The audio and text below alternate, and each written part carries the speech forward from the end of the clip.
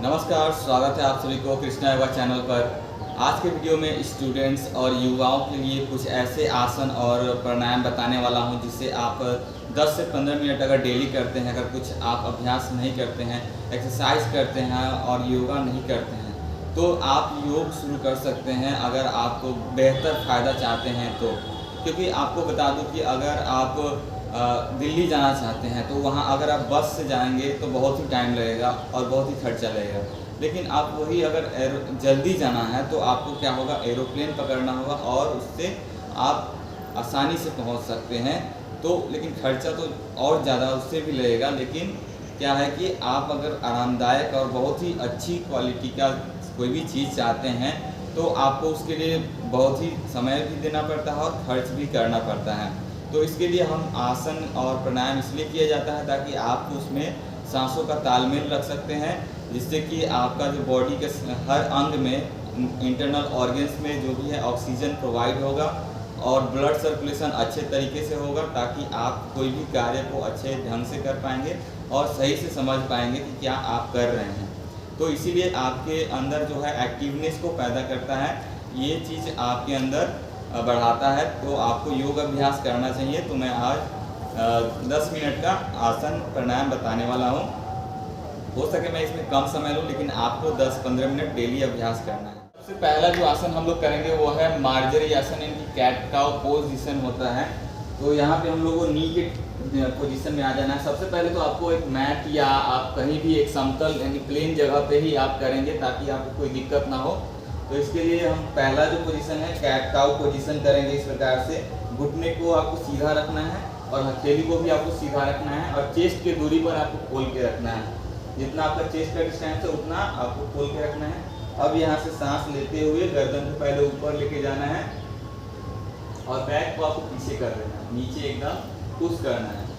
फिर सांस छोड़ते हुए आपको गर्दन को भीतर की तरफ लेके जाना है और बैक को ऊपर की तरफ पुश करना है, जैसे कैट करती है उस तरीके से। फिर ऊपर सांस लेते हुए गर्दन को ऊपर और बैक को नीचे पुश करना है।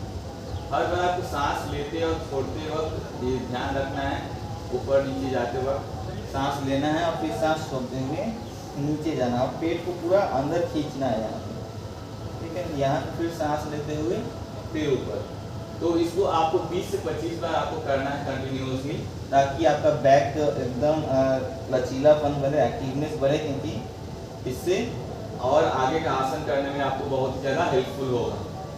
तो फिर यहाँ से हम बैठ जाते हैं। आपको इसे 20 से 25, शुरुआती में आप 10 से 15 कर सकते हैं। नेक्स्ट हम लोग बढ़ेंगे शशांक आसन, यानी रैबिट पोज को। ये आपके स्पाइन को इलोंगेट करता है, लंबाई को इसमें जो भी आपका कम होता है तो उसको आप बढ़ाने में बहुत ये मदद करता है। यहाँ से हम लोग सांस लेते हुए पहले आपको दोनों हथेली को ऊपर स्ट्रेच करना है, इस प्रकार से उंगलियों को पकड़ते हुए सांस लेते हुए ऊपर खींचना है अपने शरीर को और फिर ओपन करते हुए हैंड्स को। सांस छोड़ते हुए आगे आपको फिंगर्स को ड्रॉप करना है पहले, और फिर धीरे धीरे आपको सांस छोड़ते हुए आपको हेड को नीचे ड्रॉप कर देना है और कुछ सेकेंड्स तक, 10 से 15 सेकेंड्स तक आपको आराम करना है। ऐसे पूरा जितना हो सके हथेली को पहले आगे लेके जाएंगे और फिर यहाँ पर हेड को नीचे ड्रॉप कर देंगे।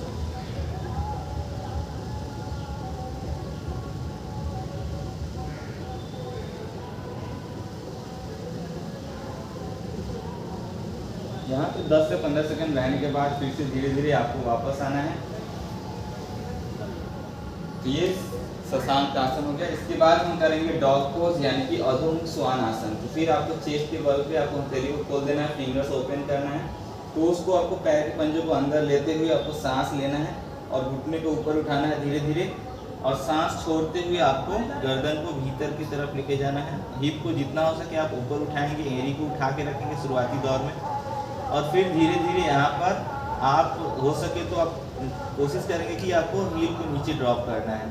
जितना हो सके आप कोशिश करेंगे, शुरुआत में नहीं होगा लेकिन आपको कोशिश करना है, और फिर धीरे धीरे सांस लेते रहना है और छोड़ते रहना है यहाँ पे। फिर आप अपनी क्षमता अनुसार धीरे धीरे रुकेंगे, देखेंगे यहाँ पे आपके फेस की तरफ बहुत ज़्यादा ब्लड सर्कुलेशन होगा, प्लस में आपके जो हिप थाई है उसके में भी एक खिंचाव आएगा एक। तो इस प्रकार से आपको अधोमुख श्वान आसन में रहना है।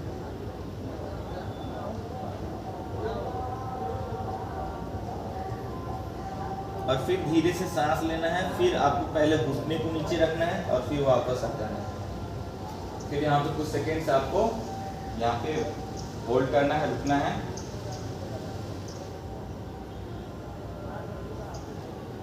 नेक्स्ट हम लोग आगे त्रिकोण आसन के लिए आगे बढ़ेंगे। त्रिकोण आसन आगे स्टैंडिंग आसन में बढ़ेंगे। यहाँ से सबसे पहले आपको 3 से 4 फीट का आपको पैर को गैप देना है ऐसे, और पंजे को सामने की तरफ आपको खोल के रखना है। और फिर पहला लेफ्ट साइड में लेफ्ट टोज को उठा करके लेफ्ट साइड टर्न करेंगे। राइट को एज इट इज वैसे ही रहने देना है आपको। फिर यहाँ से सांस लेते हुए आपको हथेली को खोलना है और फिर सांस छोड़ते हुए आपको आगे जाना है। जितना हो सके आप रुकने से पहले हथेली को नीचे रखेंगे यहाँ पर, और फिर ऊपर देखेंगे समता अनुसार, नहीं तो आप सामने सीधे देखेंगे, क्योंकि यहाँ पे ग्रेविटेशनल फोर्स बहुत ही अट्रैक्ट करता है हमारे शरीर को नीचे खींचने के लिए। तो हमें सबसे पहले आप आगे देखेंगे, हथेली बस आपको सीधा रखना है। बहुत लोग ऐसे रखते हैं, ऐसे रखते हैं या ऐसे रखते हैं, तो ये बहुत ही गलत पोजीशन है। इससे आपका कमर में प्रॉब्लम आ सकता है। तो आपको सीधा स्ट्रेट एंगल में करना है। ट्रायंगल शेप है ये, जैसे आपने ट्रायंगल को देखा है वैसे ही ये है, ये पोज है। इसके आपको अभ्यास करना है। आपका हिप, थाई और जो भी है यहाँ कमर से लेकर के बहुत ही ज़्यादा लाभदायक होता है। तो यहाँ पे सांस लेकर फिर वापस आ जाना है और फिर नीचे, और फिर टोस को अंदर कर लेना है। और फिर इधर राइट साइड में आपको करना है। लेफ्ट राइट को राइट साइड टर्न किए, सांस लिए और सांस छोड़ते हुए आगे गए और घुटने से जस्ट नीचे रखें हल्का सा। फिर आपको सांस लेते हुए ऊपर देखना है या सामने देखना है। जैसे आप यहाँ पे रहेंगे आपको एक बहुत ही अच्छा स्ट्रेचिंग फील होगा, ठीक है। फिर यहाँ से सांस लेते हुए वापस आ जाना है। दूसरी तरफ हम लोग पार्श्वकोण आसन करेंगे। तो इसके लिए आपको फर्स्ट ऑफ ऑल ये आपको राइट साइड में पहले तो आपको इसे भीतर कर लेना है, लेफ्ट साइड में फिर से खोलना है और नी को और थाई को पूरा स्ट्रेच करते हुए पैर को पीछे लेके जाना है। और फिर यहाँ पे घुटने पर हल्का सा ऐसे एल्बो ड्रॉप कर देना है, ऐसे सांस लेकर यहाँ पे तिरछा आपको रखना है, पूरा बॉडी स्ट्रेट रहेगा। फिर यहाँ से इस प्रकार से यहाँ पे आपको सामने सांस लेते रहना, छोड़ते रहना है और रुके रहना। फिर आगे हम लोग करेंगे, फिर वापस आएंगे, दूसरे साइड करेंगे ऐसे ही, घुटने को जस्ट नीचे प्रेस करते हुए ये 90 डिग्री पे आपका एंगल बनेगा और एंगल एल्बो को यहाँ पर आपको रखना है। फिर सांस लेते हुए आपको इस प्रकार से हथेली को आपको रखना है और फिर सांस लेते रहना, छोड़ते रहना।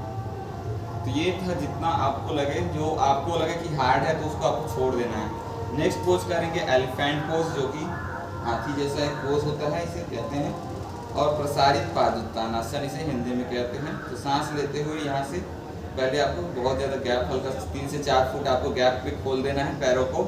फिर यहाँ से सांस लिए, हल्का सा बैक बेंड किए सांस लेकर, और फिर सांस छोड़ते हुए आपको आगे जाना है।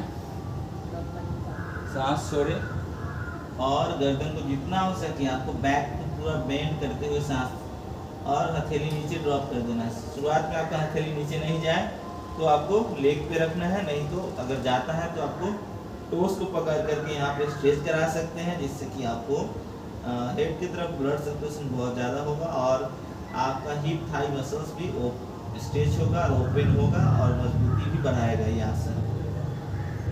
यहाँ पे आपको सांस लेते रहना है, छोड़ते रहना है, फिर सांस लेकर वापस धीरे से आ जाना है और कमर पर हाथ रख के वापस एक जगह पे आ जाना है। फिर यहाँ से आपको ताड़ासन रिपीट करना है, ताकि आपके पैरों में जो भी स्ट्रेचिंग हुआ होगा वो फिर से नॉर्मल हो जाए।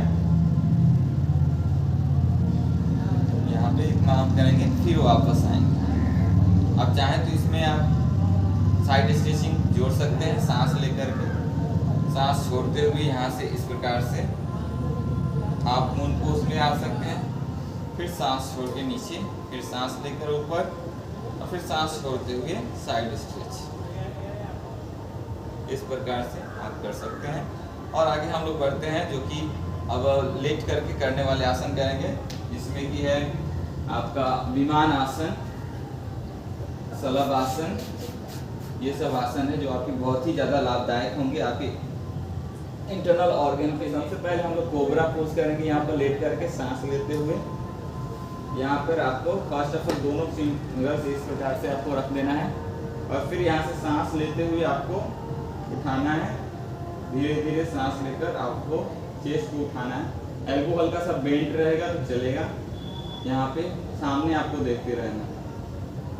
धीरे धीरे सांस लेते रहेंगे और 10 से 15 सेकेंड आप हर आसन में अपनी क्षमता अनुसार रुके रहेंगे।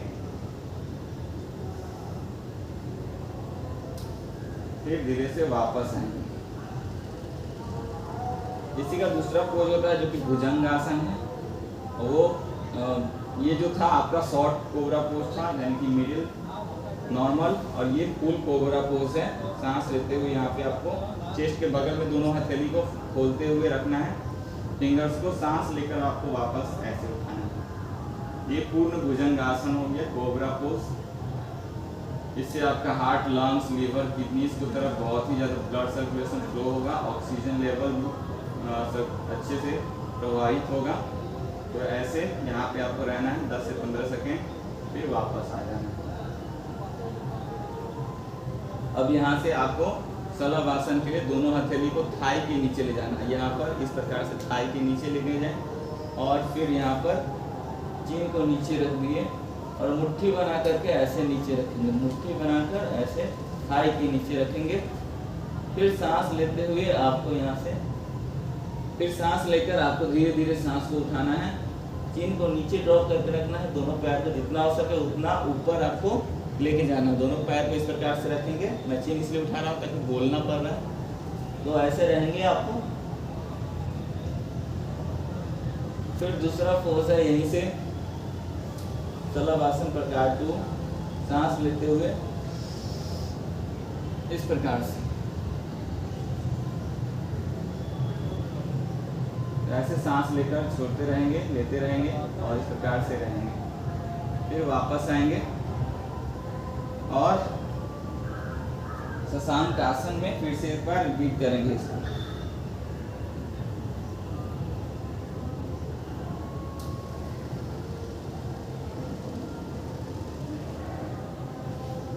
अब हम लोग पीठ के बल लेट करके आसन को करेंगे। तो इसके लिए हमें सेतुबंद आसन हम लोग अभ्यास करेंगे। ब्रिज पोज जिसे कहते हैं। तो यहाँ से सांस लेते हुए पहले आपको कमर को उठाना धीरे धीरे। सबसे पहले आपको हील और हिप के बीच में 4 उंगली का आपको गैप रखना है। फिर धीरे धीरे सांस लेते हुए आपको कमर को ऊपर पुश करना है, थाई मसल्स को ऊपर पुश करना है और फिर नीचे से आपको सपोर्ट देना है ताकि आपका जो कमर है ऊपर उठे और पूरा एकदम ब्रिज के जैसे ये सपोर्ट आपको मिले। एल्बो को बेंड करते हुए आपको कमर को सपोर्ट करना है यहाँ पे और फिर सांस लेते रहना है, छोड़ते रहना है। इस आसन में बने रहना है। पेट से आपको सांस लेना है धीरे धीरे इस प्रकार से।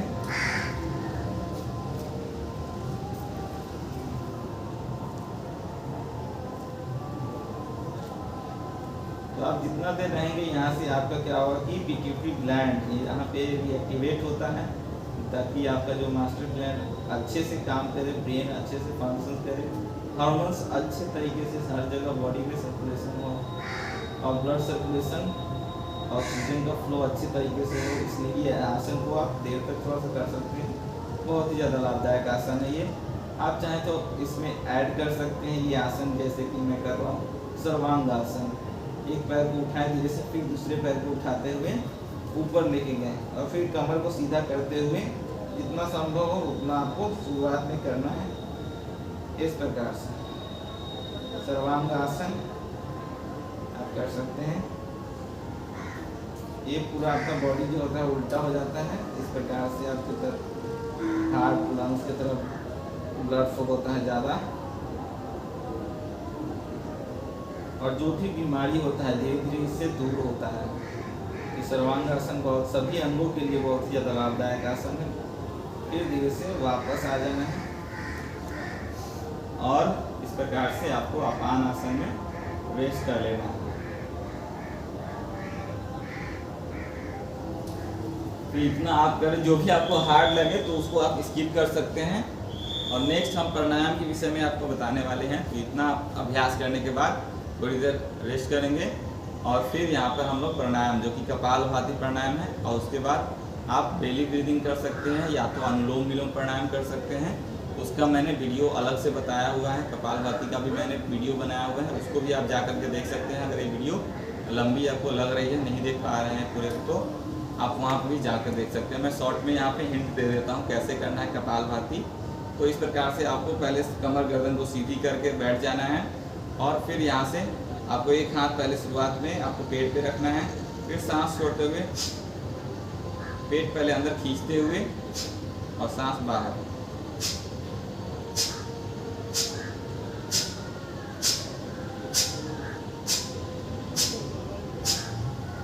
और फिर दोनों हाथ यहाँ पे रख सकते हैं। शुरुआत में आपको हाथ यहाँ पे रखना होगा क्योंकि फील आपको समझ में आएगा।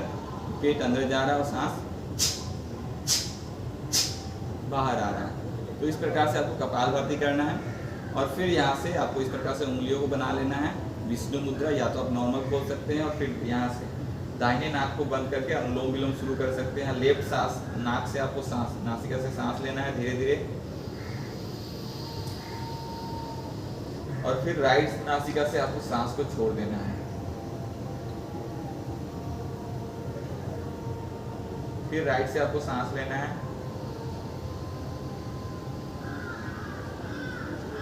और फिर लेफ्ट से आपको सांस को छोड़ देना है।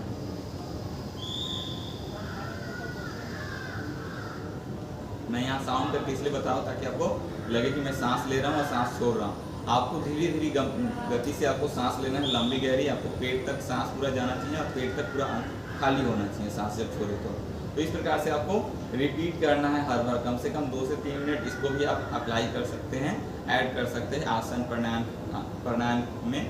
और फिर उसके बाद आप यहाँ पे अनुलोम विलोम के बाद एक वशिष्ठ प्राणायाम है, उसका भी मैंने पूरा वीडियो बनाया हुआ है, तो उसको भी आप कर सकते हैं।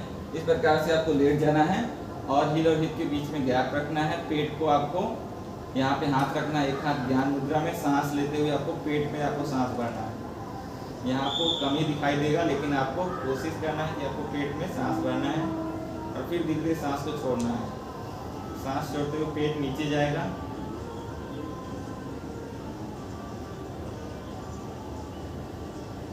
फिर सांस लेते हुए आपको ऊपर पेट को गुब्बारे की तरफ फुलाना है,